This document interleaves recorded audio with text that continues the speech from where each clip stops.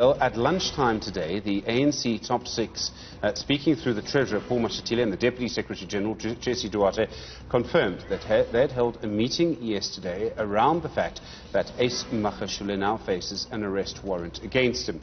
But they also say that there was no discussion around whether Magashule will step aside or step down. You'll be aware, of course, of the NEC meeting, which decided 2 months ago that people who are implicated in corruption within the party must step aside. Joined now by two political analysts, Professor Dirk Kotze and Levy Ndou. Mr. Ndou, let me start with you. Are you surprised that the ANC has not actually yet discussed this issue of whether Ace Magashule should step aside? Good afternoon, Stephen. Good afternoon to the viewers at home. I am not surprised at all. There is a trend in the ANC of talking a lot about corruption, but there is very little action that is being taken by the ANC. Yes, I acknowledge the fact that they have appointed a person to deal with members who have to step aside, but at the same time, this is the very same leadership of the ANC that I expect to honor and implement decisions of conference. And indeed, in the ANC, you actually see a different picture. But also at the same time, remember there was an interview that was conducted with the Secretary General of the ANC, and he said it very clearly that if I'm implicated in corrupt activities, I won't step aside. So indeed, you have leaders that know the resolution of conference. You have leaders that are implicated in corruption. You have got leaders that will also undermine the integrity commission of their own party. And I will emphasize that indeed, I'm actually not surprised at all. Professor Kotze, this is obviously going to go to the next meeting of the National Executive Committee. How do you assess the balance of forces in the NEC at the moment? Well, I think the situation is so new. It's a new development for everyone, including the ANC. And I think what has happened now in terms of the meeting with the top six is sort of the first step. It's affecting so many aspects of the ANC, because it really is the heart of the ANC, heart of the Tulia House that we are talking about now. It's not just another member or even a minister, but it is at the core of the ANC. So therefore, I think whatever is going to be the approach of the ANC, it needs to have the support of the NEC in the end. But I think what we are seeing in today's meeting, getting for it, is that they have already adopted certain positions. The first one is, for example, that the ANC will not send an official delegation to Bloemfontein. The second one, which is Ace Magashule himself apparently asked for, is that there is not public demonstration at the event on Friday at the courthouse, and in terms of T-shirts and names and taking sides. So in that sense, I think it gives already a lead to what ultimately the NEC possibly will endorse as the positions taken already. So just so that I understand you, what do you mean when you say that it'll endorse the decisions taken already? Do you mean that the NEC might decide that he needs to step aside? Are you going that far? No, I'm not saying that. I think at this stage, although today's feedback at the press conference was that they said that they didn't, I personally don't expect that they are going to insist that he will step aside. I think for me, what is the most at this stage, possibly the most important point, is the fact that he's been charged. Whether he will step aside, I think the second question, but not main and main.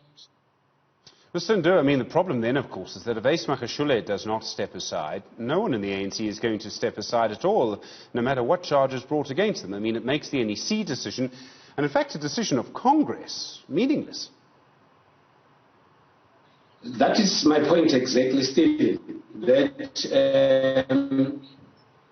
Congress in Nasrec took an unambiguous decision and said one of the issues that the current leadership has to deal with is the matter of corruption.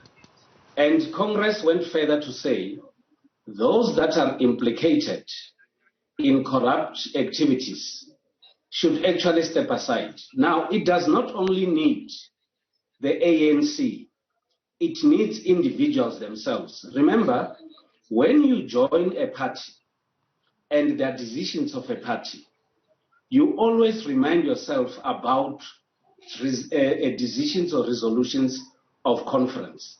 You don't have to get to remind a leader about a decision that has been taken at conference. My expectation is that those that are found to be implicated in corrupt activities should be the first ones to resign. They should voluntarily step aside. They should not actually wait for any other meeting or any other person to remind them. Because what we always hear in the ANC is that members should be selfless and they should actually ensure that the brand of their own party is always being protected. Now, if you've got members who then decide not to step aside once they're implicated, they are the very same people that are tarnishing the image of their own party. Indeed, we all agree that people are regarded as innocent until proven guilty by the law. But there is a resolution of conference, and you expect leaders of the party to be the ones that are in the forefront in respecting those decisions. So in the ANC, of course, it does not come as a surprise, because there is no, to me it appears as if there is no sense of agency in dealing with corrupt elements within the ANC.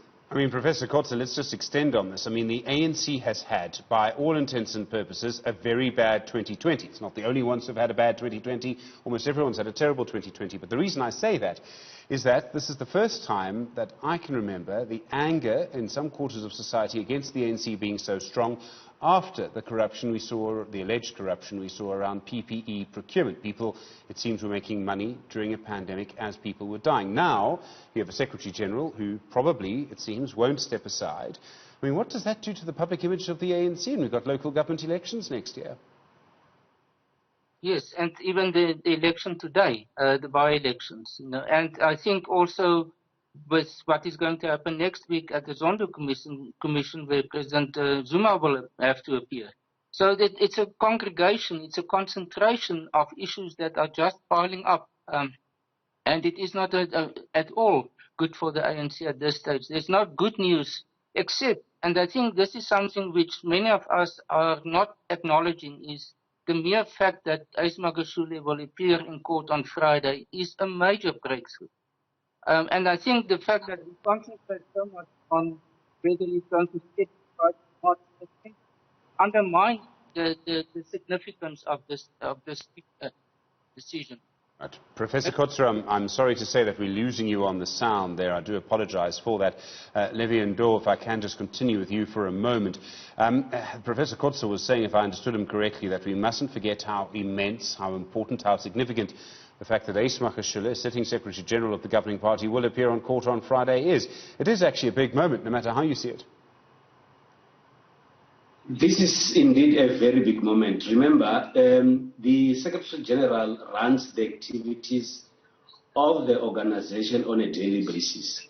He is an engine of the party.